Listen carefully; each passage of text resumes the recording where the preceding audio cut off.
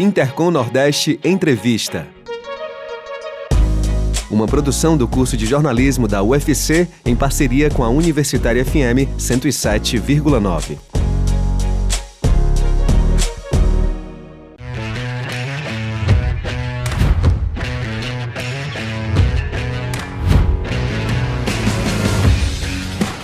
Olá, sejam muito bem-vindos ao segundo episódio do MesaCast Intercom Nordeste 2025. Eu sou a Mariana Correia. E eu sou o João Rodrigues, somos estudantes do curso de jornalismo aqui da UFC.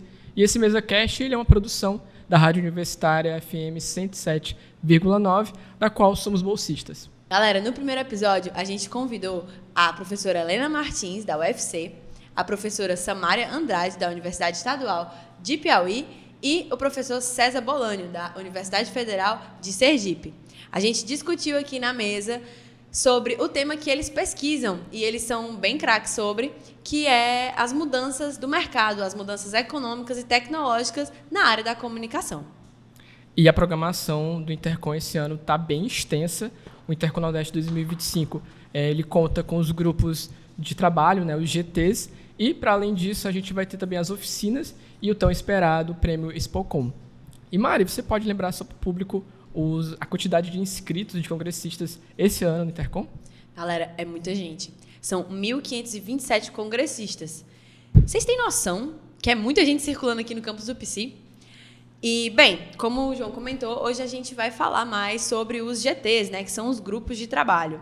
Os grupos de trabalho são espaços para os pesquisadores e estudantes apresentarem e discutirem trabalhos científicos relacionados ao campo da comunicação. Exatamente, Mariana. E para compor o episódio de hoje, temos o prazer de receber 3 participantes de alguns GTs dessa edição. Damos as boas-vindas a Eulália Camurça, jornalista e professora da UFC, ao Davi Petrola, estudante do curso de jornalismo da Universidade Estadual do Piauí, na cidade de Picos, no caso a UESP, né, a universidade, e ao Cássio Vasconcelos, estudante recém-formado aqui pela UFC. Tá? Sejam todos bem-vindos. Obrigada, pessoal. Pela presença. Obrigada por terem topado o convite. Já a gente vai conversar especificamente sobre os GTs de vocês, mas antes eu gostaria de iniciar a nossa conversa perguntando aos 3 como que foi o início do ingresso na vida de pesquisador, né? Como que foi começar a escrever artigo, a pesquisar de fato, enfim, me contem a experiência de vocês. Pode começar? Pode começar. A gente lá da Universidade Estadual do Piauí, desde cedo, no início da faculdade, a gente já é apresentado a artigos, a gente já começa a produzir artigos no primeiro semestre.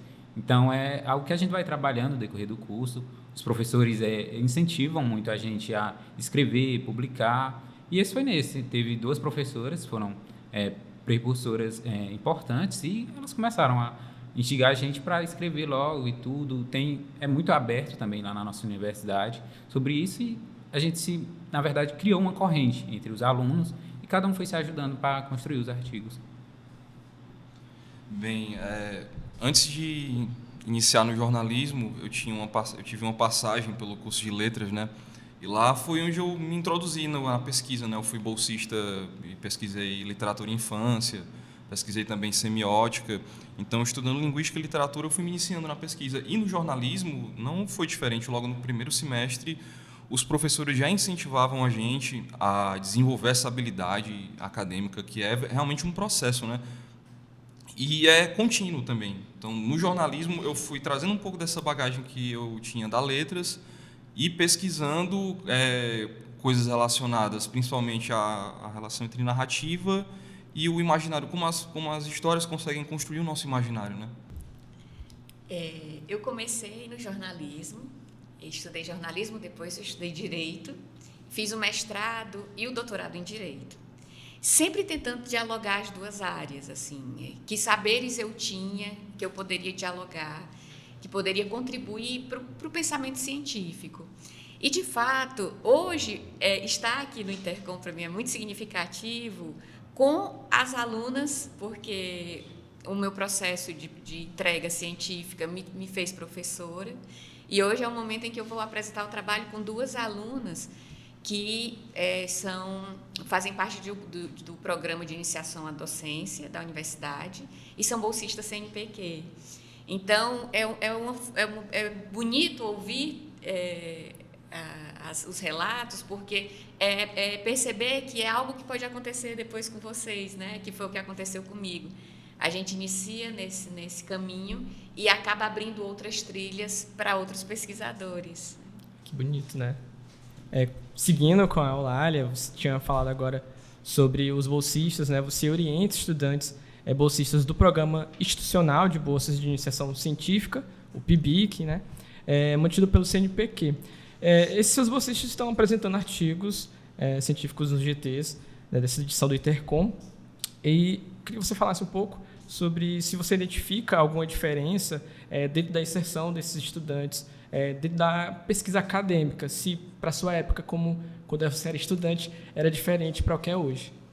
Muito. Hoje, a universidade que eu estudei, um bom tempo atrás, assim, inicialmente, né, ela é bem diferente da universidade de hoje. Hoje, a universidade ela é mais viva, ela é mais democrática, né, tem um glossário imenso de pessoas, né? Então, isso é muito significativo e é muito potente. E quando você consegue ter estudantes que se interessam pela pesquisa e tem uma estrutura de um financiamento, quando tem bolsa, é algo extremamente importante, porque uma das questões da universidade é a evasão, né? E a pesquisa, quando você se apaixona, e nós temos aqui os apaixonados pela pesquisa, é uma maneira de te manter vinculado, inclusive afetivamente à universidade. Então, eu acredito que isso também é muito importante, né, da gente conceber projetos, né, que estimulem o espírito científico para que os alunos, de fato, que têm vocação, porque são muitas as habilidades que nós temos, né? A pesquisa, ela é uma habilidade que tem pessoas que têm mais vocação, mais desejo. Então, é muito significativo para mim estar com essas pesquisadoras, é muito. Porque, às vezes, você não consegue perceber algo porque você já fez muitas vezes e como elas estão fazendo, às vezes pela primeira vez, é algo tão exuberante que você remoça o desejo de pesquisar também. Então, acaba sendo uma troca, né? Eu acredito que é nesse sentido, que dá sentido a esse movimento todo. Muito obrigado. Muito bacana, Lália. Eu me identifiquei até quando você comentou que a gente também tem que se apaixonar pelas coisas que a gente faz, né? E eu também estou um pouco nessa jornada de pesquisa e GTs, eu inscrevi um também. E é muito isso, a gente precisa ter esse vínculo, né, mais próximo, às vezes, com a área que a gente está inserido. A gente vai se apaixonando, né? Sim, a gente vai criando um desejo de permanecer e fazer com que aquilo também permaneça na gente. E a pesquisa, como demanda mais tempo também, né, uma coisa mais a fundo, a gente descobre os temas que a gente gosta, às vezes a gente descobre gostos ao longo da pesquisa, é muito bacana. E seguindo aqui, eu vou continuar com o Davi, seja muito bem-vindo à Fortaleza. Seu GT acontece hoje já, né? Como é que você está se sentindo? Estou um pouco nervoso, para falar a verdade, e ansioso também. Vai acontecer agora, no final do dia, da manhã, pela manhã, e é nervosismo, basicamente, é isso. Mas eu estou confiante que vai ser uma boa apresentação. Eu também estou confiante. Gente, o Davi, ele é estudante de jornalismo da Universidade Estadual, né? Isso. Estadual do Piauí, UESP. E nesta edição, ele vai participar do GT chamado Processos Midiáticos, Infância e Juventude, apresentando um artigo muito legal, muito interessante, chamado Juventude, Misoginia e Internet, a ideologia Red Pill apresentada na série Adolescência.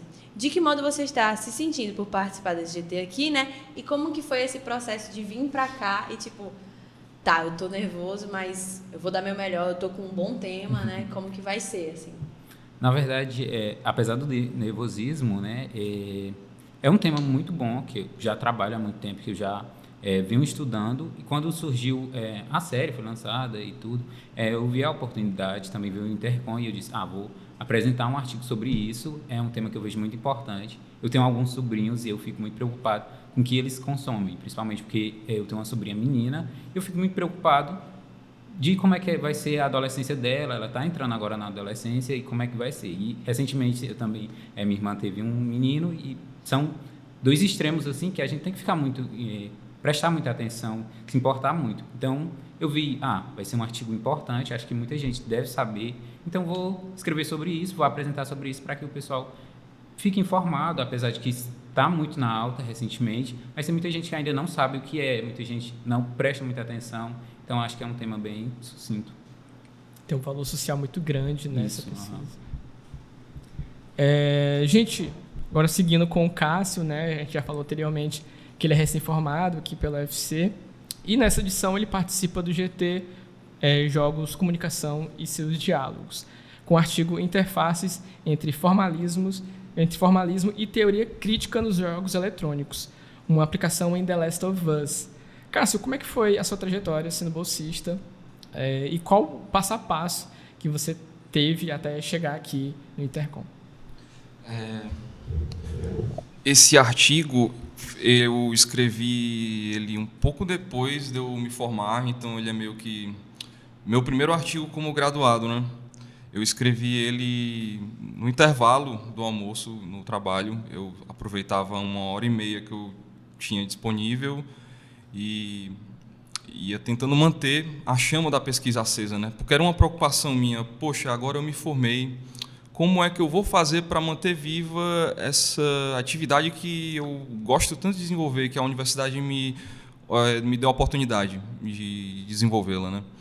Então, esse artigo é meio que uma tentativa de manter ainda meu vínculo com a universidade, mesmo estando formado, e de tentar resolver algumas questões que me preocupam desde a época em que eu estudava letras, né? Que é como a gente consegue fazer uma análise da obra de arte, especificamente da obra de arte narrativa, como os jogos eletrônicos são, como a literatura é, como a gente consegue fazer uma análise desse tipo de obra de arte que vai conseguir descrever as estruturas que produzem o sentido dela e, ao mesmo tempo, fazer uma crítica de como as visões sociais de mundo são ali representadas, né? Fazer essa ponte entre uma crítica estrutural da obra de arte e uma crítica político-ideológica também. Como a obra de arte nos ajuda a construir nosso imaginário, né? Construir a nossa visão social de mundo. E como muitas vezes ela faz isso de uma maneira contraditória, né? Os jogos eletrônicos, por exemplo, são um produto da indústria cultural. Então, elas estão sujeitos à lógica de mercado. Não obstante a isso, eles conseguem trabalhar conteúdos que muitas vezes fazem a gente refletir contra a própria lógica de mercado, né? Então, essa contradição me instigou a investir nessa pesquisa. E foi aí que eu concluí esse trabalho, depois de 10 dias, usando o horário do almoço, e resolvi submeter a Intercom para manter viva ainda essa chama da pesquisa, né? Porque eu acredito que a ciência, a pesquisa, ela tem essa função que é prática, né? Ela não consegue dar soluções para os problemas da nossa vida, mas ela também tem uma dimensão que é mais utópica, né? Ela consegue fazer com que a gente possa sonhar mais. Eu acredito que a ciência não só seja uma maneira de resolver questões, mas também uma maneira de sonhar, uma maneira de a gente pensar uma forma de sociedade melhor do que a gente vive hoje, né? Muito importante essa questão da utopia, né? Que a gente continue sonhando e produzindo, enfim. E o impacto. Eu gostei muito dessa sua fala, achei ela conseguiu abarcar bem o que é estar ou não dentro da faculdade e ainda buscar a pesquisa. Mesmo com as dificuldades ali, encontrar um espacinho para conseguir fazer. E eu gostaria, a partir dessas reflexões e indagações que vocês trouxeram, eu gostaria, para finalizar aqui, de perguntar que provocações vocês gostariam de deixar para os estudantes e futuros pesquisadores que se interessariam, né, pela produção científica no campo da comunicação. Bem, eu particularmente, eu não me sinto autorizado a dar muitos conselhos, mas se eu pudesse dar eu diria, ouse errar também, ouse experimentar, ouse tentar aprender aquilo que a gente não sabe e reconhecer a nossa ignorância e buscar superá-la também, mas reconhecendo que sempre isso é uma busca que talvez não tenha fim. E aí é que está a graça da coisa. E se divirta durante o processo. Eu acho que foi como meu amigo falou. É muito importante também caçar algum tema que você tem afinidade, alguma coisa importante que pode ajudar você a construir e tudo. E, como ele falou, se permitir errar. Porque, às vezes, a gente fica muito nervoso, quer algo muito perfeito, que é um processo. Às vezes, um trabalho sai bom, às vezes, não sai tão bom, e você vai construindo com o decorrer do tempo, criando um aspecto melhor. Bom, além dos aspectos que já foram colocados, né, do alimentar, né, esse espírito questionador, dessa importância da gente entender a ciência como algo extremamente relevante, mesmo quando é altamente questionada. A gente sabe que a gente vive tempos em que a ciência é questionada, inclusive por meio da comunicação. Então, a gente tem que fortalecer o nosso pensamento, fortalecer a nossa pesquisa, porque demanda-se muito que a gente tenha um olhar crítico, que a gente não faça pacto com mediocridades, porque é o nosso papel enquanto pesquisador, o nosso papel enquanto cientista, enquanto estudante, né, que a gente consiga contribuir para uma sociedade mais justa, né, mais equitativa. Então, eu acredito que a gente tem muita potência, a universidade é um lugar riquíssimo e eu queria muito que todos os alunos aproveitassem essa oportunidade para efetivamente dar um retorno público, porque a sociedade precisa muito que a gente cultive um pensamento significativo e busque respostas para tantas perguntas que são ressignificadas a cada dia. Eu acredito que é por aí, né? E pensando também na questão ética, a gente está nesse período em que a gente fala muito sobre inteligência artificial. E aí, assim, qual o nosso lugar ético de uso dessa inteligência, né? Porque, enfim, são muitos aspectos para a gente discutir e eu acredito que esses dias vão ser muito importantes para dialogarmos sobre todos eles. É muito bonito a fala de todos vocês, de enxergar a pesquisa para além que é um serviço social, né? A pesquisa ela cumpre esse papel, mas também como uma pesquisa como esse papel transformador da gente, né, da nossa subjetividade. Muito bonito, todas as falas. E Eulália, Cássio, Davi, foi uma honra receber vocês aqui, a gente está muito feliz, muito obrigado. Muito obrigado pelas falas de vocês, por estarem presentes aqui, tá bom?